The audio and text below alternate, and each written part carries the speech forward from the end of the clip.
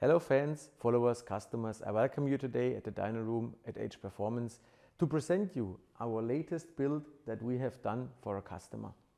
We have an RS3 8P steel block engine that came to us with a fatal engine damage with scored cylinder walls, and it had a hybrid turbo on it from a foreign manufacturer. And the customer said, okay, if I rebuild the engine, I have a power target somewhere around 620, 30, 40 horsepower. And we advised him to go with the TC870XT kit for the steel block conversion, where you have a relocated wastegate actuator and water oil lines, a special turbo intake pipe, a special downpipe, and then you can fit the DASA facelift turbocharger, so the 870XT, easily in a steel block car. And nobody can see this in the first place because it looks invisible like a stock car with just the intake on it. Just have a look at the car.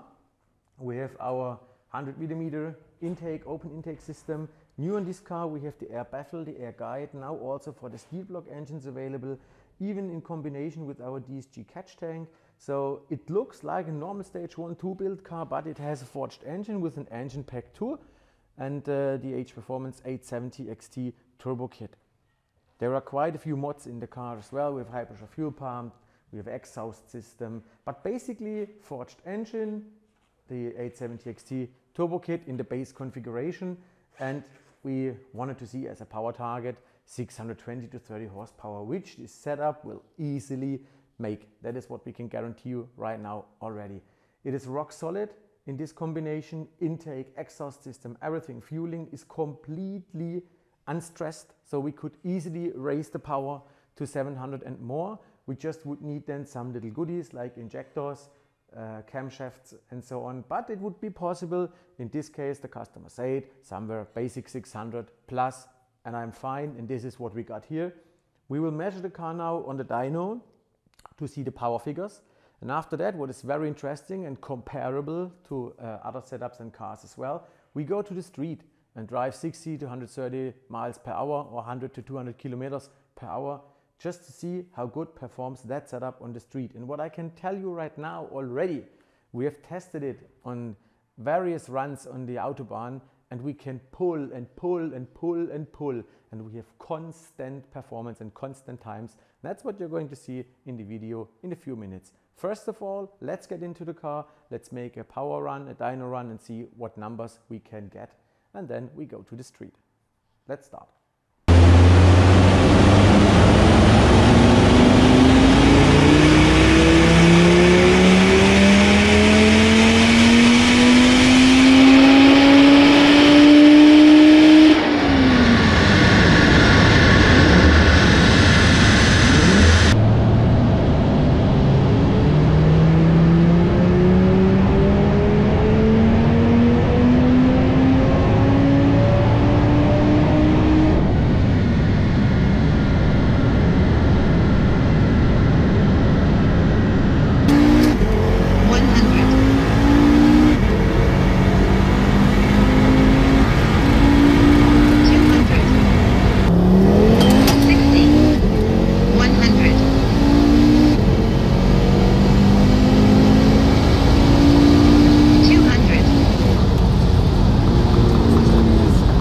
Hey guys, we are back in the dyno room now to make a little summary about the project.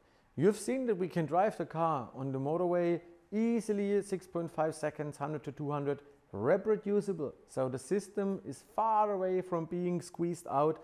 This is proven by the times that we can do again and again. And now what is very interesting, let's have a look at the power graph.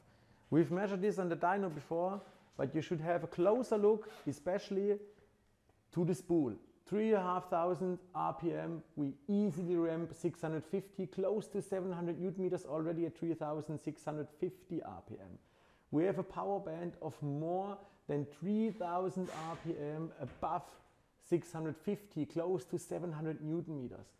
Yes, and we have, let's say, 3,000 RPM of more than 700 Newton meters of torque, and that's what's moving in the car.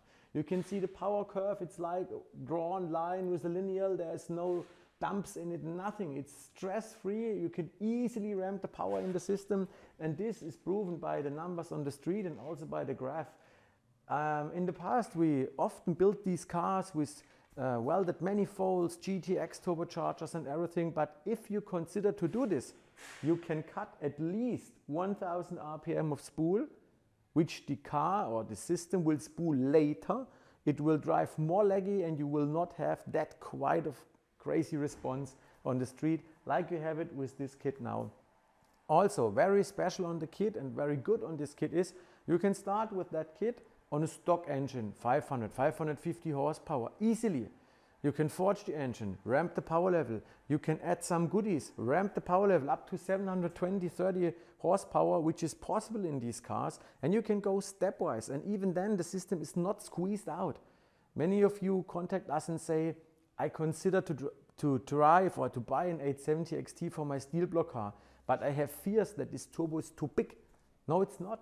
Again, 3,500 RPM, full spool, full torque available. Even a K16 hybrid turbo will not do this better than the 870 does it in that car. So this is really the ultimate solution for a steel block engine to go stepwise up in the power level. Whenever you have some budget available, you can go one step above. And as you see how it performs, you can have a look at the graph. You saw the videos. I mean, for us, it's the best setup that you can run on the steel block engines. And it's invisible. Yes, you can, in the engine bay, one last time, let's have a last look. It just looks like a stock car with an intake in, but it's a real beast with a lot of performance and a lot of possibilities in terms of upgrades again. We hope you enjoyed our video and you see the benefits of that kit on a steel block engine. If you have any more questions regarding the kit, prices, whatsoever, write it in the comments, write an email, contact us per phone, and we are pretty sure we can help you with any request you have. Thanks for watching our video. We hope to see you in one of our next videos again, and stay tuned. Bye bye.